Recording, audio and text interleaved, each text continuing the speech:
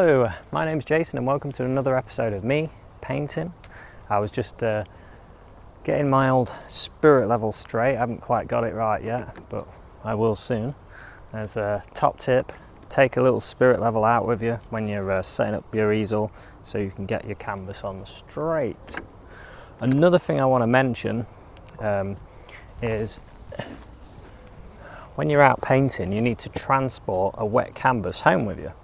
So what I've done is I've built a box where it's basically like a mini set of drawers, and you can put your canvas in so it won't actually touch the top part, so your painting will be safe on its transit home.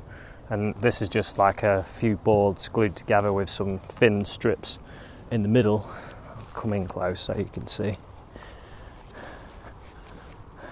And these act as the drawers really, and it's not touching on this area, so it's got, like, look inside, you can see there's a thin strip there where the canvas goes in, and then there's another thin strip on top which holds the canvas down at the edge, which will be covered up when you frame it anyway, so it's fine. Okay, so let's have a look at the landscape. So here we are, we've got a nice view of a lake, some background trees, and well, they're not actually lilies on the top, but we can make them look like lilies. I'm not quite sure what they are actually. I haven't really done enough research on them. But what we have is a nice composition for our picture. Now the colours, when I look at the colours, I see lots of greens. I've got a Viridian green with me, I've got French ultramarine blue, and obviously with some yellow we'll create some different greens, and Viridian green with some blue and some yellow, we can create that background tree, the water. These are a reflection of the greens above. On the whole it's very green except the foreground heather, which have got light purples. Now I really have a choice of whether I'm going to work with the greens, or do I inject some more colour into the painting. And I think I'm going to inject more colour in. I think there's a bit of red in there. I mean, there is some red on the surface of the, let's call them plants. Lilies, they're not, but they sort of look like them. Well, let's get started. Okay, this is my outdoor palette of colours. See, there's only a chrome yellow, there's cadmium red, there's alizarin crimson, so that's our two reds. That's a warm red, cold red. Got a yellow ochre, which is, I would say, is warm. Raw umber, cold. French ultramarine, it's can be warm, but it's got a bit of hint of cold in it. But if you need a cold blue, colder blue than that, Prussian blue, it's a nice colder blue, even cobalts, nice and cold. Viridian green, which you can mix with your browns, your blues to make it into all kinds of different green shades. And then I've got titanium white. Now I'm using artist quality paints. I've used a variety of paints, and I personally think artist quality are the best to work with. The student quality paints, they use lesser pigments, so the colours are not as good, and when you mix them with white and things, you tend to use more student quality paints than you do artist quality. So that's why I'm using artist quality. I just think they're better overall. And medium, well, I've got some Odourless paint thinner, and I've got a mixture of linseed oil and turpentine, 50-50 mix, but I won't be using much of it. So let's move on to me painting. That was the view of my palette, and here we are. I've created a mixture of French ultramarine blue and paint thinner, just a little bit, and just start my sketch. Now, just washing it on like a watercolour. And I'm really very rough with the sketch, very rough indeed. That's what you want. Thinking, well, the lilies that I'm going to paint in the picture, they're going to run to there, the bushes there, and that's basically it. That's the guideline I need, really. And then I start throwing the paint on. This is French ultramarine blue with white, and I'm just putting in the gaps where I see where in between the tree branches there's little gaps of sky. I've gone with that, and then I'm mixing some Viridian green and some French ultramarine blue and some brown, and just creating the mass of the big tree in the middle.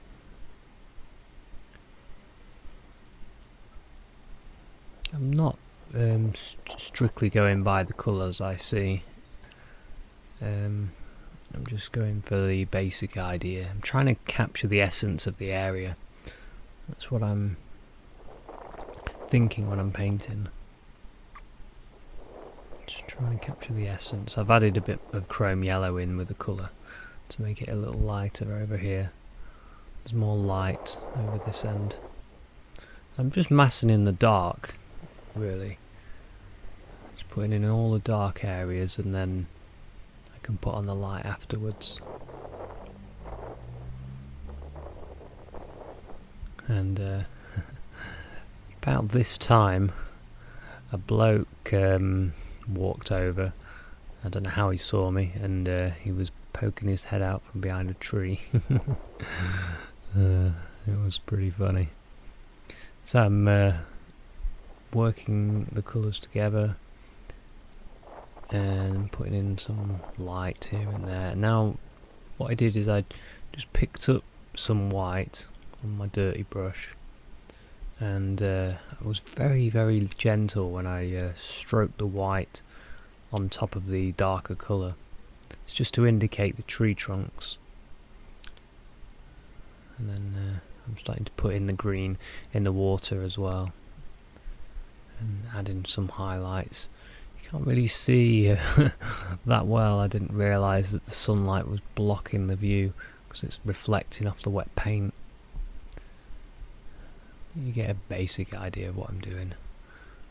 The sun goes in soon, so the view should get a bit better. I'm just putting in dancing in little bits of yellow here and there. And I've also got a bit of crimson on my brush. And now I'm just going, that was a bit dark, I wanted to lighten it a bit. And start putting in the masses of the trees on behind this one. Adding little bits of yellow, chrome yellow, a bit of crimson at the base there. Really just changing the flavour here and there, because you want to create lots of different greens, different colours to mix it up. You don't want it to be all a mass of one colour. Like I say, use nature as your guide.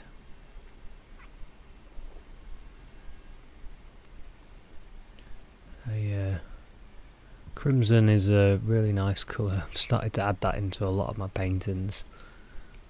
Did a painting recently using Monet as a guide. I put about 3 of his paintings, well, pictures of his paintings. Unfortunately, I haven't got any original Monets.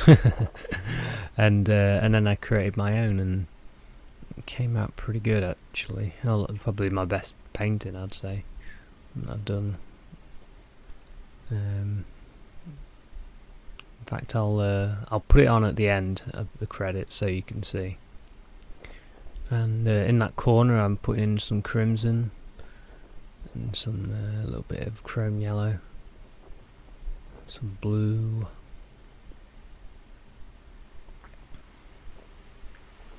just really going for it, with colour, putting in the darks. My original idea was to do this painting in half an hour, because trying to get faster at painting outside, but I got lost in this painting. I was Really enjoying it. Like I say, that's what you want to be, enjoying your work, experimenting with colour, with brush strokes. That's the way I like to paint. Just be very experimental. And then when I'm at home, I like to try other styles of painting. You know, I started my painting journey watching The Joy of Painting and learnt a heck of a lot from Bob Ross, and I was teaching the style for a while and really enjoyed it. I owe quite a lot to Bob Ross and the team that made The Joy of Painting, because that's what got me started. As you can see, a lot of my videos I do paint in that style and try to pass it on, really. So when you learn one style of painting, then you're ready to learn others, or stick to what you know and just do lots of great paintings. But for myself, I like to experiment. I like to try other styles. I like to have fun, enjoy it. So what I did is I put in some basic just shapes in the background to create the indication of the reeds, or the irises, I think they are, that are growing. Not quite sure what they are actually. And then what I did is I masked in some dark area for where I'm going to paint in my lily pads, and then I just put in the light. I'm just wiping my brush, get the dark off, and then load some chrome yellow on. Chrome yellow, I really like chrome yellow. It's a Series 1 paint in the Winsor & Newton brand, so it's cheaper than the cadmium yellow. And you find the cadmium colours are expensive, which is annoying, but the chrome yellow works nice. I'm going to start making some of my own paints as well, just for the fun of it and because of the cost. I've made some before, and it's pretty easy. Right, I'm just putting in some sky colour at the base. It's just French ultramarine blue and white. I'm using that's the biggest brush I use when I'm outside. I'm looking at the heights of the trees and things. Put in some more greens and browns. It's just to what I was thinking is, I was taking a long time putting in that first bit.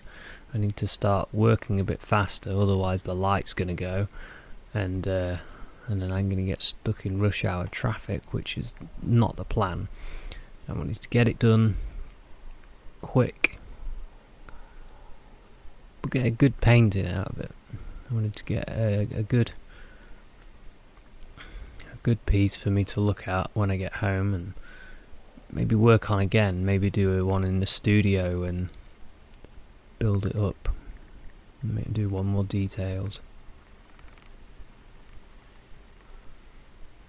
I'm just putting in loads of darks, and then once I've got enough dark in, I can start putting in some lights. So I just moved it, 'cause it is water after all. Although this is very still water, and there's not much movement really. The reflections were very dark as well. I guess it's the algae in the water, it gives everything a darker green tint. So I'm just throwing on colour, just lights, different shades of greens. I'm dipping my brush into all the different colours, sometimes into the red, into the yellow, into the Here we go, here's some red, cadmium red. I found when I first bought my paints for doing outdoor painting, I did buy bright red to start with, but I don't know, it just doesn't work as well as the cadmium red. I was trying to create a palette of colour that are all season 1. So, I mean season 1. I mean series 1. So they're cheaper, because the higher the series in the paints, the higher the price. So I was trying to keep the costs down, but the cadmium red, it just works so well, and it works well for I find for portraits as well. Mixing with the yellow, make a nice skin colour, which I struggled when I was using my bright red. I wasn't getting that nice flesh tone that I needed. So I'm massing in the front area now, just with a mixture of brown and green, and there's a bit of a bush there, so I just throw that in as well. And I'm using brush strokes again, you know, doing upward brush strokes, and I was putting in that bush with some yellow, and I was like, that just doesn't work. Doesn't work. It needs colour. So I mixed some crimson and blue, and I created my colour. And then I just used a bit of white to create the stem. And then now I've got in some yellows and trying to throw in some grassy areas. I decided to leave the heathers out. I think if my water was a bit higher, if I'd have moved it up, then I would have put them in. But I like the colour, so I ended up bringing some of the colour into it. Crimson into the foreground. Now I'm just adding some more whites. I want some more light here and there.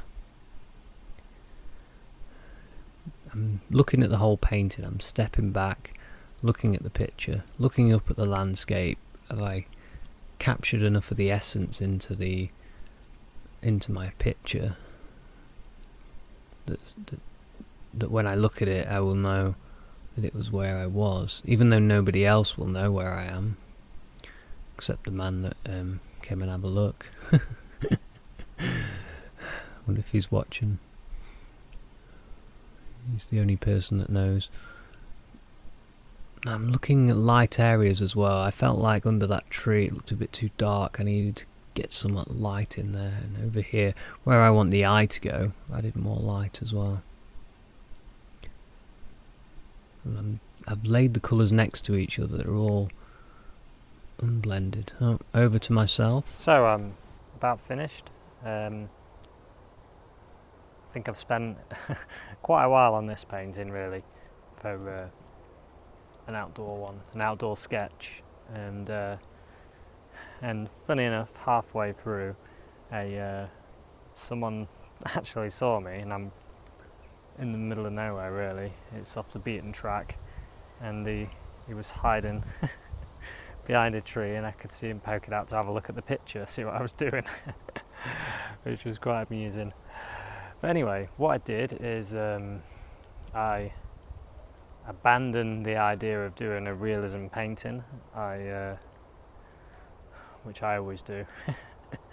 I threw in a lot of colour. I used angles to create the what I've created as lilies. I saw them as lilies on the pond, even though they're not. And I've tried to create it flat by doing my brush strokes flat. And then at the back here, where there's some like irises and bulrushes, I think, in the background. Well, I've just indicated them with just a little touch of the brush to create that. And in the background, there's all different greens. There's Viridian green, crimson, sap green, and on the surface of the water, I've gone for lots of colour as well. And I'm really trying to lead the eye into this area, so I've tried to make that the brightest,